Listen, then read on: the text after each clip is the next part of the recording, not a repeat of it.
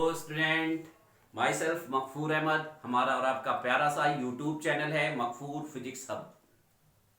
अगर आपने अभी तक हमारा चैनल सब्सक्राइब नहीं किया है तो चैनल को सब्सक्राइब कर लें, और अगर आपको वीडियो पसंद आती है तो लाइक बटन प्रेस कर दें।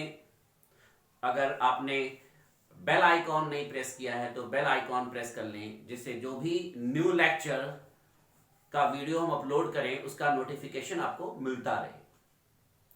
डियर स्टूडेंट्स, आज हम आपके लिए क्लास 11th के चैप्टर वेव्स का लेक्चर नंबर 6 लेकर आए। लेक्चर नंबर 6 में आज हम लोग पढ़ेंगे, स्टडी करेंगे modes of vibration in a closed organ pipe. Modes of vibration in a closed organ pipe. सबसे पहले हम आपको एक्सप्लेन करेंगे कि ये क्लोज्ड ऑर्गन पाइप क्या है। पाइप है, अगर आपका पाइप का अगर वन एंड क्लोज्ड है, अगर पाइप का one end dear student closed है तो हमारा closed organ pipe. One end closed और one end open, then this types of pipe is known as closed organ pipe. Closed organ pipe. Closed organ pipe का one end closed होगा और second end open होगा। Open end में जो first vibration होगा, first mode of vibration होगा, उसको हम फर्स्ट हार्मोनिक्स भी बोलते हैं और फंडामेंटल टोन भी कहते हैं। अब ये जो ओपन एंड है, वहां पर जो एयर के पार्टिकल्स हैं वो मैक्सिमम डिस्प्लेसमेंट में वाइब्रेशन कर रहे हैं, मैक्सिमम डिस्प्लेसमेंट ऑस्किलेशन कर रहे हैं। यहां पर जो ऑस्किलेशन हो रहा है ओपन एंड पर डिस्प्लेसमेंट इनको मैक्सिमम मिल रहा है, तो ऑस्किलेशन जो होगा, ऑस्किलेशन होगा वो मैक्सिमम होगा। और जहां पर डिस्प्लेसमेंट मैक्सिमम होता है उसे हम एंटी नोड्स कहते हैं। A for anti nodes. जहां पर मैक्सिमम होगा डिस्प्लेसमेंट डियर स्टूडेंट, उसको हम एंटी नोड्स कहते हैं। और क्लोज एंड, जहां पर एंड आपका क्लोज है वहां पर जो डिस्प्लेसमेंट होगा जीरो होगा, और जहां डिस्प्लेसमेंट जीरो होता है वहां पर जो पॉइंट्स बनते हैं उसको हम नोड्स कहते हैं। मैक्सिमम डिस्प्लेसमेंट की पोजीशन, जहां पर मीडियम के पार्टिकल्स मैक्सिमम डिस्प्लेसमेंट करते हैं वहां पर एंटी नोड्स बनेगा, और जहां पर मीडियम के पार्टिकल्स का डिस्प्लेसमेंट जीरो होगा वहां पर नोड्स बनेगा। और एंटी नोड और नोड के बीच का जो डिस्टेंस होता है डियर स्टूडेंट्स, वो हमारा λ/4 होता है, λ/4।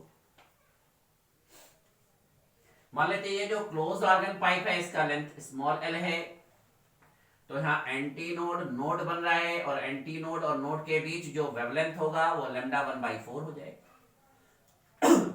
थ्री टाइप्स ऑफ मोशंस में, first mode of vibration, second mode of vibration, third mode of vibration में पाइप आपकी वही है, लेंथ वही होगा। बस फर्स्ट केस, सेकंड केस और थर्ड केस में आपका वेवलेंथ चेंज हो जाएगा। वेवलेंथ चेंज होगी और फ्रीक्वेंसी आपका चेंज होगा, बट स्पीड नहीं चेंज होगी, क्योंकि जो भी वेव्स हैं वो सेम मीडियम में ट्रेवल कर रहे हैं, और सेम मीडियम में ट्रेवल करेंगे तो स्पीड आपकी कांस्टेंट होगी। तो फर्स्ट मोड ऑफ वाइब्रेशन लेंगे, first mode of vibration dear student close organ pipe में। फर्स्ट मोड ऑफ वाइब्रेशन में जो पाइप का लेंथ है वो स्मॉल l है, और स्मॉल l हमारा λ1/4 होगा। क्लोज ऑर्गन पाइप की बात हो रही है, mode of vibration in close organ pipe. Then आपका हो जाएगा λ1 = 4l। स्पीड ऑफ वेव जो है वो स्मॉल v है, then frequency n1 = v/λ1। Then आपका हो जाएगा v/4l। स्पीड सेम है बट वेवलेंथ आपका चेंज हो जा रहा है, यानी कि फर्स्ट मोड ऑफ वाइब्रेशन के लिए जो फ्रीक्वेंसी का फार्मूला होगा वो n1 = v/4l हो जाएगा। n1 = v/4l। अब सेकेंड मोड ऑफ वाइब्रेशन में आएंगे, इसको हम लोग फंडामेंटल टोन भी कहते हैं। क्या कहते हैं? Fundamental tone. First mode of vibration या fundamental tone, fundamental tone. Second mode of vibration में एक एंटी नोड आपका ओपन वाले स्पेस पे बन गया जहां डिस्प्लेसमेंट मैक्सिमम था, फिर एक नोड बन गया आपका जहां पर डिस्प्लेसमेंट 0, फिर आपका एक एंटी नोड बन गया जहां डिस्प्लेसमेंट आपका मैक्सिमम, फिर आपका एक नोड बन गया जहां आपका डिस्प्लेसमेंट 0। तो एंटी नोड और नोड के 3 पेयर्स बन गए। तो पाइप का लेंथ तो स्मॉल एल ही है। अब सेकेंड मोड ऑफ वाइब्रेशन में वेवलेंथ आपका λ2 हो गया। एंटी नोड और नोड के बीच का जो डिस्टेंस है वो λ/4 है, तो λ/4 λ/4 3 λ/4। यहां वेवलेंथ हमने λ2 कंसीडर कर रखा है और यहां पर वेवलेंथ हमने λ1 कंसीडर कर रखा है। तो अब आपका जो लेंथ होगा सेकेंड मोड ऑफ वाइब्रेशन में dear student, second mode of vibration,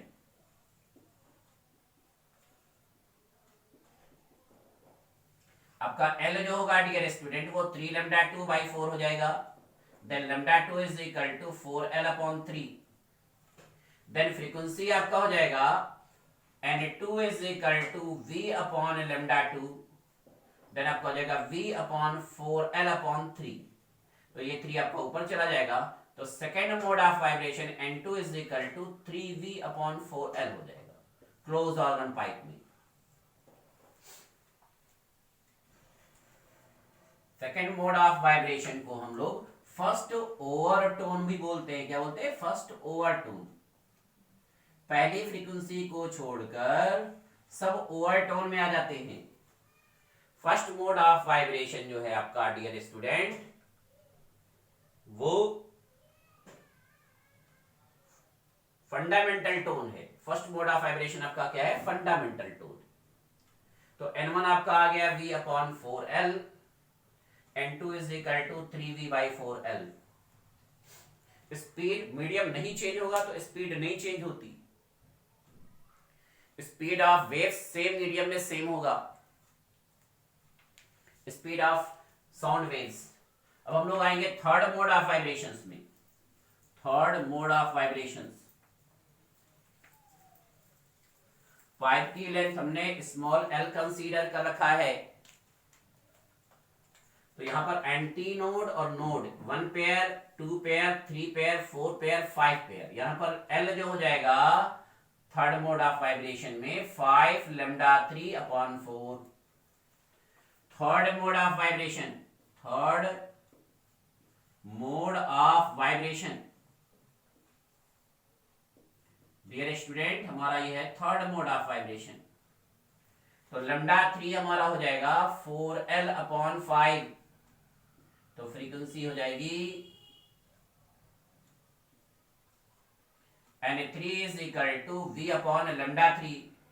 then आपका हो जाएगा N3 is equal to V/4L/5। 5 ऊपर चला जाएगा।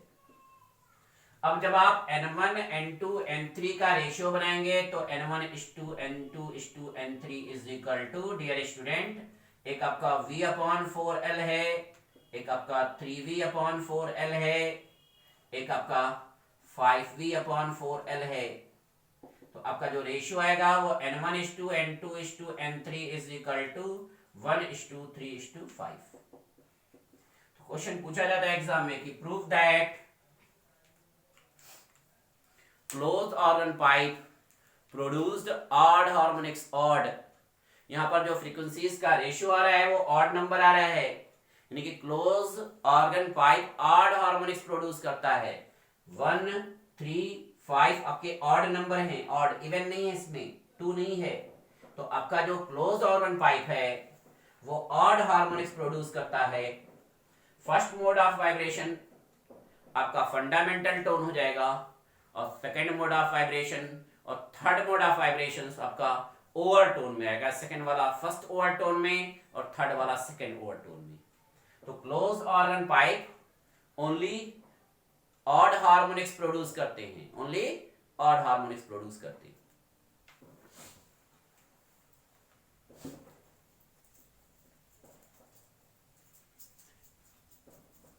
डियर स्टूडेंट, आपको फिगर ड्रा करनी है। टॉपिक अगर आपको नोट करना है तो वीडियो को पॉज करके इसको राइट डाउन कर लीजिए। अब हम लोग आएंगे mode of vibration in open organ pipe. Modes of vibration